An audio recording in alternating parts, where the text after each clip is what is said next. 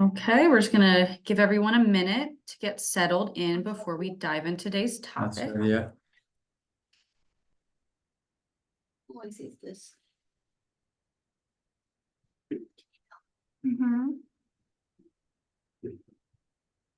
Start the webinar.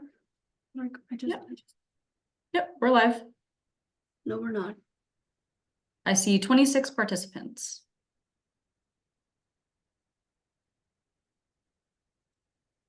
Why am I not? Am I in the wrong? Yeah, no, it's right.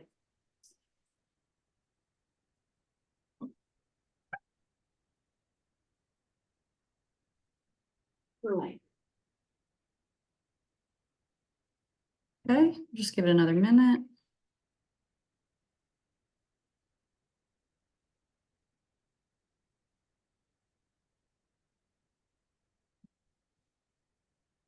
Shall we get started?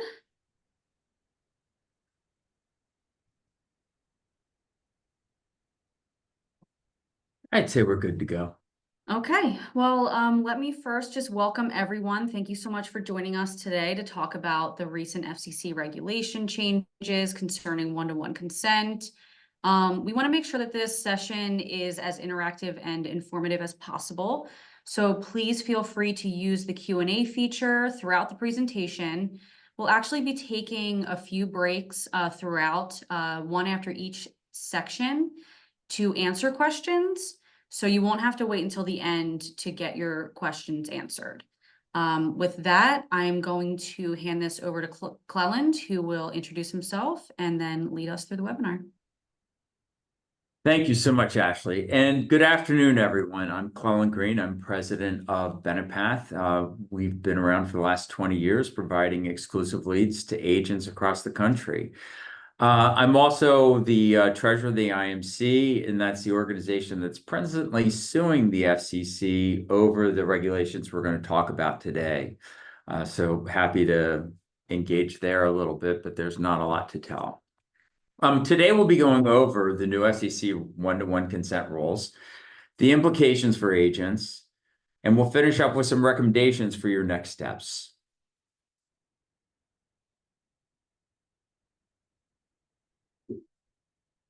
So when you currently look at the current distribution model, next page, right now we're estimating that about 80% of all leads are going out shared in some fashion. Maybe it's going to a lead company and it's getting out there, but there's a percentage of the leads that are going out exclusive from lead organizations like ours, and then you've got maybe about 5% that are going out directly to agents. And I'm not including the carrier leads, but the carrier leads are leads that agents don't typically see. So these leads are sold many times, typically between 4 to 8 times.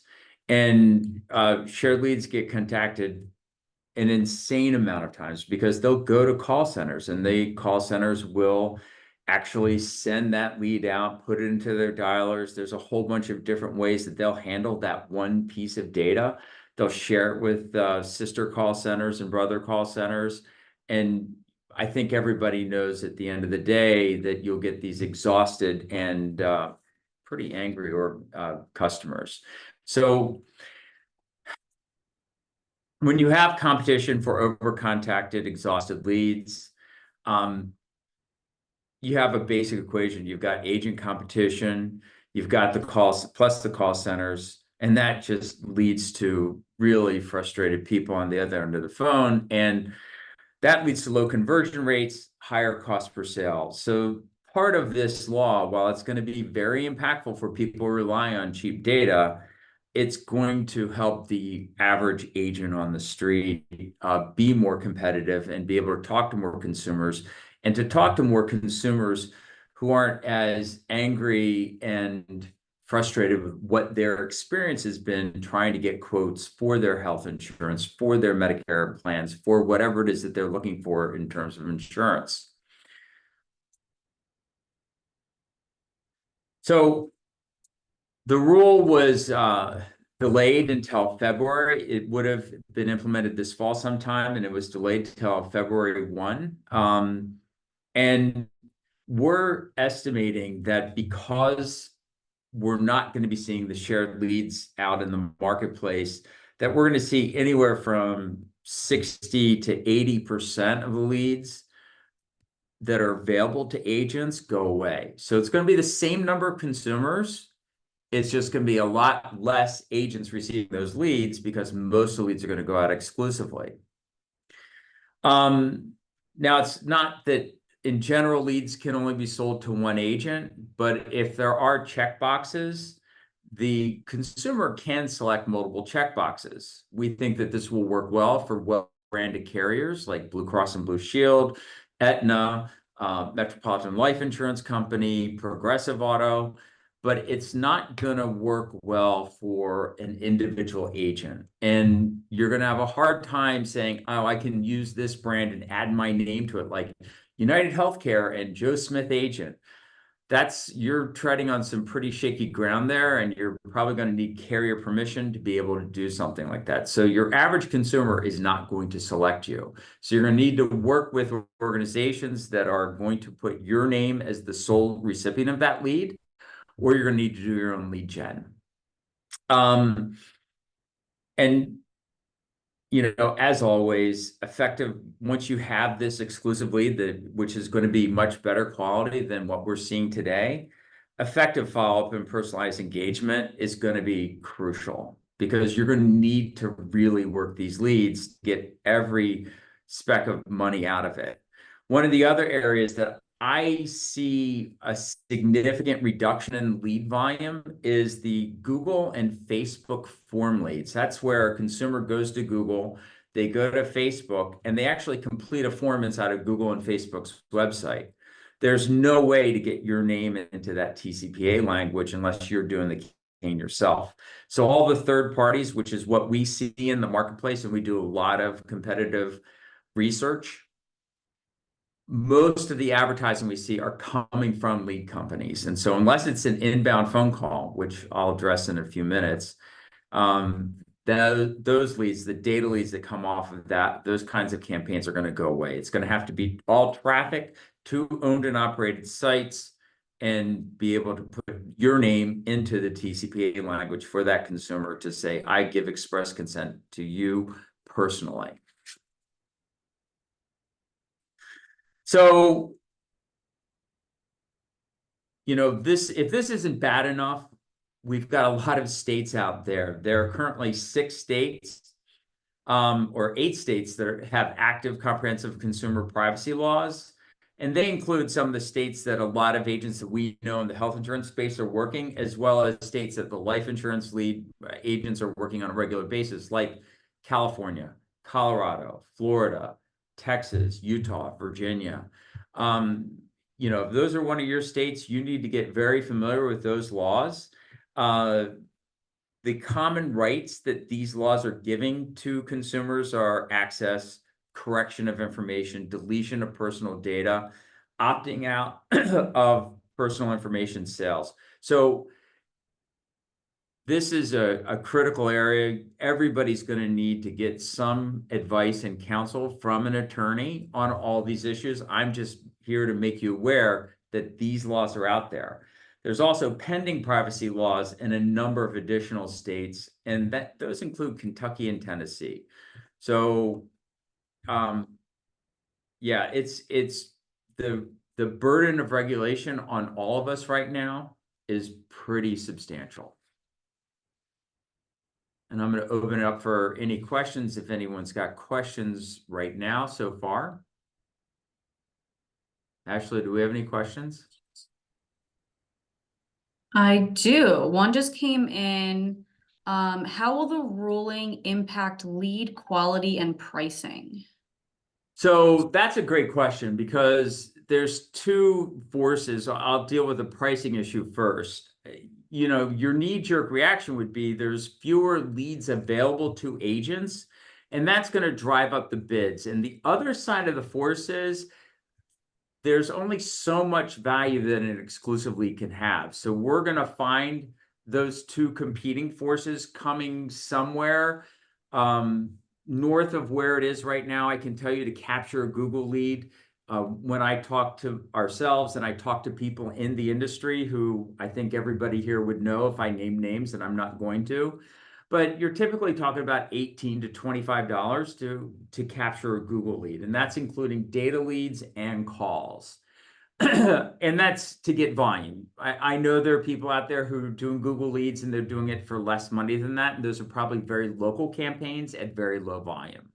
And when I say low volume, I'm not talking about the thousands of leads a week that we generate. I'm talking about 50 leads a week or 100 leads a week. So you might be able to get into the $14, $15 range, but it's going to be very hard to get on Google to get those leads. So we see that the price of a lead is going to have some upward movement as people compete for the restricted volume of leads out there. And what was the second part of that question, Ash?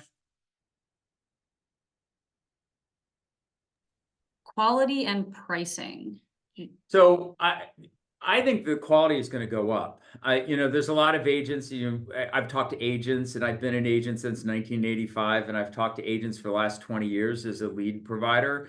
And you'll commonly hear people say there's no such thing as an exclusive lead. And we've always known that that's only partially true. And we can see that from the data. We work with a lot of large agencies that buy from all the usual suspects. And we know what percentage of our leads are coming through that are already a duplicate from somebody else's system. We have a pretty good idea of what those companies are doing as well from that standpoint. So there's a percentage of leads that are exclusive, but people will go from site to site. In the new world, as somebody goes from site to site, it's going to be a one-to-one connection. So instead of it coming to my site, let's say, and I send it to an agent, and then they go to ABC Leads, which used to be a company. I don't think they're around anymore. And they go to that site and it gets sold 6 to 8 times. And maybe they go to a third site and it gets sold 6 to 8 times. And so now you've got a lead that's out there 12 times, 13 times, including ourselves. In the new scenario, that lead, who does go to multiple websites is only going to go out 3 times. We also think that consumers, because they're not going to face the harassment that they face today, and there's no other way to call it but harassment, we think that their willingness to engage and pick up the phone is going to go up. So I think that we're going to see a pretty good increase in the quality of leads, and some price increase on the cost. And that's going to be driven based on returns. Great, thank you. Second question we have here is, how soon do companies need to comply with the new regulations? So the drop-down deadline is the beginning of February of next year. You need to comply with these new regulations. And I think anybody who is seriously in the business of selling any product, because this doesn't affect only the insurance industry. This affects solar, windows, doors. I mean, I could go through all the different categories that are out there. But in the insurance industry, because you've got the layers of CMS compliance, state regulatory compliance, and the FCC compliance, I would start your preparation now to get ready for February effective. Great. Next we have, would leads be agent specific or agency specific? So that's a really good question. A large organization reached out to CMS because CMS is implementing these rules effective 10/1. So if you're selling Advantage, you have to deal with the one-to-one connection, the one-to-one consent as of October 1st for your 1/1 renewals or for 1/1 effective dates. And when CMS was asked, they were told that downline agents that are 1099, not W-2, 1099, would need their own specific consent. We've talked to some large insurance companies that have a captive model, and we have varying opinions there. Some of those captive insurance companies believe that their agents that are 1099 but captive to them have to get one-to-one consent with their name on the form. Others that we've talked to recently believe that they'll be able, because of the captive and because that they're in that industry, they'll be able to have that lead shared within all the agents inside of their ecosystem. I think that FCC has not made any statement about that. CMS has. So CMS has been pretty clear. Those downline agents absolutely need one-to-one consent. On the other side, we're going to need to see what the regulators come out to. I think that there's going to be some questions for clarification on that particular issue. W-2 agents, absolutely. If you've got run a call center and you pay people, W-2 income, they're your employees, and the consent can be for the agency and not the individual agent. Great, thank you. Next question is, what does this ruling mean for retargeting consumers? So if we're talking about digital retargeting, it doesn't mean anything. This is about actually text messaging and calling a consumer. The ability to use retargeting inside of Facebook, Google, all these systems have retargeting measures where you can put code on your site that tags that particular consumer. Now you can run ads across the internet on that person. That is not impacted by these regs. That's a great question, though. So the last one we have here, it says, not a question, more a comment. Regarding the answer of lead quality and pricing, I agree with Clelland's comments regarding the quality of leads increasing due to the new regs and one-to-one consent, as long as the new regs are actually policed by FCC and CMS. Do you have any response to that, Clelland?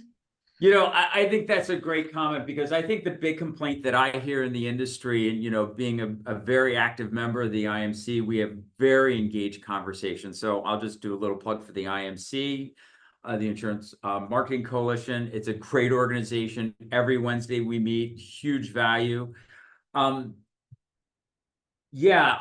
biggest complaint is, police the bad actors with existing laws. Why are you making these new laws that make our business so hard to manage?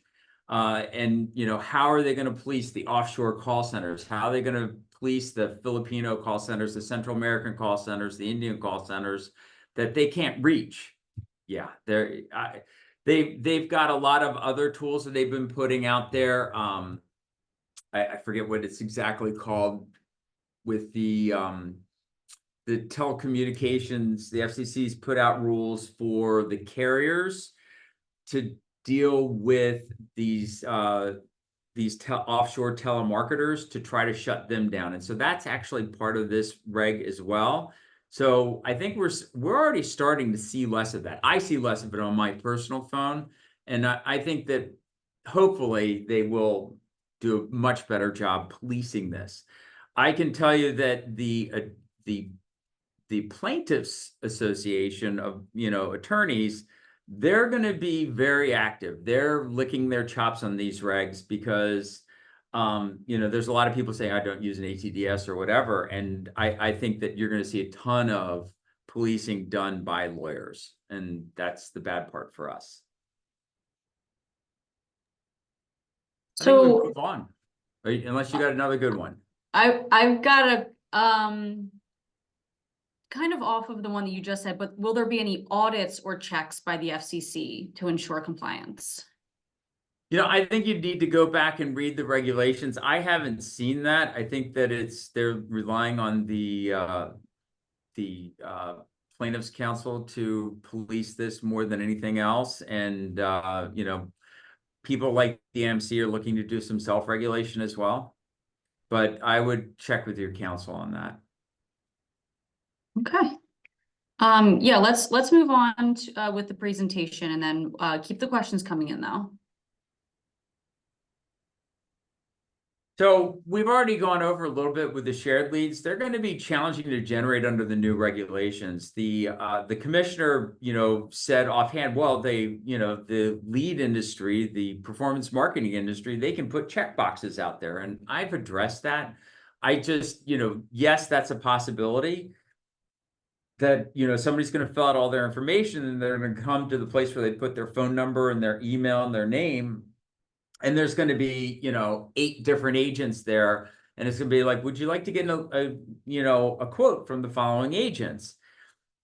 that may have some impact, but again, Blue Cross is going to be in there because I can tell you that, the Blue Crosses, the Aetnas, the Cignas, they buy leads from the lead industry. And so they're going to be in those lead forms. They're the ones that the consumer's going to check. Like, of course I want a Blue Cross quote. Of course I want a United Healthcare quote. And I know everyone's cringing like, oh, those are terrible plans or whatever. But, at the end of the day, it's going to be hard for Joe Agent to get their name checked and for, to be able to get a shared lead out there. I'm not saying it's impossible, and we're just not going to know until it starts getting implemented, how that will work. So there's a lot that's involved, making sure your providers are complying with the communication and the data sharing, and making sure that that consent language is correct and will provide you with the legal protections that you need. And one other thing that you need to look at is there are some people who buy age data or B leads. You're not going to be able to reach out to those old leads after the new 2025 regs go out. And I don't see any way that, an agent's going to be able to use data that they buy to make phone calls, outside of scrubbing for DNC, and then you're really on dicey ground still. So that's going to be a source of cheap data that people use that I think is going to go away for the most part. So the lead generation business is really one about being very, very good at advertising on the different platforms, bringing traffic into your site that's high quality, and then converting those people into people who are looking to get a quote, and then transmitting that data to you. And, the data that you have, the abandonment rate for the form step, this is literally our data that we're sharing, aggregated off of a whole bunch of different forms that we run.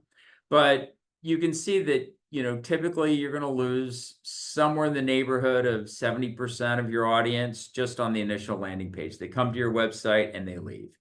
Higher quality traffic tends to come in and, start the process of getting a quote at a much higher rate. Lower quality traffic, which doesn't mean a bad lead. It just means that, lower intent on the front end, they get filtered out right on the front end. And that's where you end up like a 70%. I'd say with our Google traffic, it's more like 50%. We'll get to that next step. But then once you make that first step, you enter your zip code to get a quote. And I think most of us have gone to websites and seen the process. On that next step of the form, you're not asking for that personal information, but every step of the form you lose of the 50%, let's say, of the 30% of the people in this scenario, now another 11% of the 30% leave. So that's about 3% of the overall that came to your website. The next step can be, now you're getting them to the third step, and now another 27% drop off, another 15% drop off. And remember that the denominator is changing at every step in the process because it's going down. So you can't add these together to get, how many people leave, because at the end of the process, you end up with about a 25% conversion rate. And that's what we see with like our health campaigns. Real-time bidding, lead scoring, ping post, these all take a lot of time. When we send our lead into the systems to say, hey, would you be interested in getting this lead? We see delays. The fastest replies that we get are people who aren't using lead scoring. They're not using real-time bidding. Those people will reply typically in under 2 seconds. Sometimes it's milliseconds, sometimes it's a second and a half. But the people are using the lead scoring and, checking other databases to see if it's a duplicate against a third-party database. That is going to take, and we see it take as long as 90 seconds. So unless everybody tightens this thing up, because what's going to have to happen is right on that final conversion step, you're going to need to get who that agent is right on that page so that on that last page, your name is on that page. So we're talking about taking a process that ranges from a second and a half to 90 seconds and get it down to milliseconds to make it work. If your IT provider can deliver information back in milliseconds, and I'm talking about 100 milliseconds, 200 milliseconds, because every second you make a person wait as they go through a form process, the consumer believes the form is broken. So if you have to wait 5 seconds to get replies from people on, like, trying to do ping post or whatever, you're going to lose that 25% conversion rate is going to go down to 10%. And now we're talking about, 2.5 times the price of what a lead used to be. So it's going to be very impactful. It's going to be interesting to see what the Leadspedias of the world are going to do in the future to be able to deliver the results that they need to deliver in the small amount of time window that they're going to have. We don't think it's going to work. That's just, based on what we're seeing, we're not seeing it getting any better. We're not seeing any of these lead providers that are doing these kinds of processes getting any faster at it. And it just makes it very hard because everyone also is going to have to go from the lead generation industry. They are all going to have to go to owned and operated. I don't know how you're going to do this with a whole bunch of third-party websites, which is what most of our competition does. Okay, so we're going to take another quick break here to address some of the questions. So keep those questions coming into the Q&A section. You're also going to see a quick poll pop up on your screen. That should be up here now. And we will share the results shortly. But let's get into some questions. So first we have, this actually came in at the tail end of the last section, Clelland. It says, so if an agent is 1099 and it is a call-in, does it still need the one-to-one consent with agent if the agent is not captive with the agency? So for inbound phone leads, there's a recent case in Maryland versus I forget who the plaintiff is in that case, against Dental Plans Inc., I believe is the name of the company. And in that federal court, they said you need to have written consent to transfer somebody who is on the phone, which is crazy. And I would say that I'm going to tell you that most people that are lawyers that we've spoken to and we've heard from and we've read about don't think that that particular decision is going to stand. But if that does stand, it makes it very complicated. I don't know how that will get resolved. So what you would need is the verbal consent on that transfer. So if somebody makes an inbound call to us, for instance, we'll have to say something along the lines of, hey, we're going to be transferring you to some agent possibly, or, is it okay if we transfer you to an agent now? And getting that permission to transfer that person because they made an inbound call. But this is clearly one of the gray areas that nobody has considered. I would say, having watched the hearings and having read the ruling, it's very unclear what can happen to an inbound call that comes in on, say, one of our websites. Great, thank you. Great question. And then this next one, it's a little bit long, so bear with me. Says, question about consumer trust. If I'm a consumer, I'm probably not going to be privy to some FCC ruling going live in February. The average consumer won't even have that on their radar, right? Maybe I'll notice that companies have some new language on their site, but I will probably maintain my skepticism towards companies asking for any information and stay begrudging. Should we expect an uphill battle to gain consumer trust? How long do you think it will take consumers to catch up to what the reg has actually done for them? Well, we'd need some sociology professors in here to really address that question. Consumers have long memories and short memories. They're kind of an odd mix, but mostly short memories. I think if the environment for a consumer improves dramatically because they stop getting the telemarketing calls between all the different efforts the FCC is going about. And by the way, this is bipartisan. there's legislation that's going on in Capitol Hill right now that's on both sides of the aisle. So people in general, this is not red or blue. This is clearly red, blue, and purple issue is nobody likes their phone blowing up on them. And I think that if we see consumers not getting their phone blown up and they make a request for a quote, I think they're going to be pretty quick to respond to that. They're not going to know about one-to-one consent. 100% agree to that. This is arcane. This is our world that we have to deal with, and other organizations and other industries have to deal with from the standpoint of how can we compliantly call consumers to discuss their request for a quote. I think that we'll see pretty quick a consumer willingness to have these conversations. And, I wouldn't be too upset to start engaging with people just on email. There's a lot of people who just want to do digital, and we're seeing an increase in the digital path. So I'd start looking at things like, building out your own website and your own quoting tools. There's a bunch of companies out there that provide this.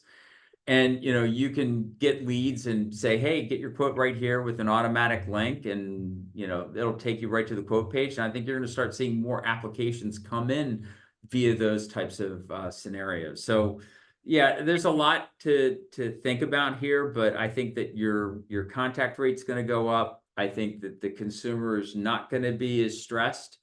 And I think that you'll see those results pretty quickly, even though the consumers aren't aware of why the world is getting better for them. Great. I think we can move on to the rest of the presentation now. Great. So can everyone see the poll? Ashley, can everyone see the poll? Yeah, did you want to go through the poll Yeah, now? I'll just real quick. I mean, I think that this is useful. We have a poll. These are your peers that are on this call, and you can kind of see what people are doing. And, most people, the number one area is people are doing a mix of shared and exclusive leads. And if I add that to mostly shared leads, we're talking about 85% of you are dealing with shared leads. So this is going to have an impact. We have very few people who are saying that they would do primarily exclusive leads. And, some people aren't sure, which, you're always going to end up getting. And what type of support would you find most helpful adapting to these changes? Detailed compliance guides and training and webinars and best practices. So, I think be on the lookout. One of the things that I think we might do is we might look at some of the law firms that are doing some of these trainings also, and just get the word out like, hey, you might want to sign up for this. I know that Troutman does some things along those lines. If you guys don't know who he is already, look him up. He's kind of a character, but he's smart, and his team really knows the TCPA world. So yeah, interesting. We'll digest this and see how we can help everybody, because we're all in this together, and that's one of a big part of our mission is to help you figure out how to do business well. All right. So now you got to think about, what are the steps and the things to do now? And, if you're running your own campaigns, you want to review and update all of your consent practices on your website, make sure they're compliant, look at your forms. It's a lot easier if it's just you, but if it's just you and you've got downstream agents that are 1099, you may need to really think about how you're going to solve that problem from a technological standpoint. It's very complicated. We've solved that problem here, and so we're going to be able to do the one-to-one consent and, put your name right in the form. But if you're running your own campaigns, that's going to be a challenge, and you're going to have to build out that tech for yourself, or to partner with a company like ours. Ongoing compliance and adaptation, you're going to need to look at regular audits, you're going to need to do staff training, and you're going to need to stay informed, because what you don't want is somebody calling a lead that was exhausted in your system, 180 days from now. And those kinds of things will happen and will be a violation.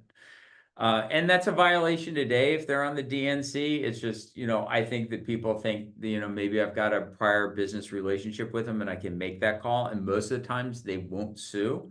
But when they do, it's going to be expensive. Enhance your consumer disclosure, monitor compliance, review your disclosures again, third-party compliance, looking at like a trusted forum or what's Jernaya called now? I'll just call them Jernaya. I think we all know who we're talking about. Verisk. So they've got solutions, so they can actually capture it. So you've got third-party capture of that consent. And, if you don't use an ATDS, which is an automated telephone dialing system, which is what this reply refers to, you're quote unquote not affected. But what I can tell you is that to make a defense using the DeGuid versus Facebook case, which, defined what an ATDS was in a very limited way, you're talking about anywhere from $10,000 to $30,000 per case to make that defense. So it's best to just be compliant and not have to worry about, trying to make a defense on a Supreme Court case that you're not subject to it because you don't use an ATDS. The trial lawyers are all figure out like, okay, they say they didn't use an ATDS, I'll settle for 10 grand. You're going to find out, or 5 grand, and they're just going to collect checks for 5 grand a pop, and you're going to be the victim of that.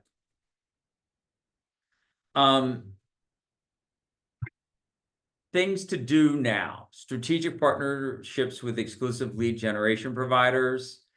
Exclusive leads, absolutely comply with the 1-to-1 consent ruling. And with the reduced volume of leads coming out in the fall, I think it's going to be in your best interest to partner with whoever it is that you're going to partner with for the long run, to make sure that you're first in line.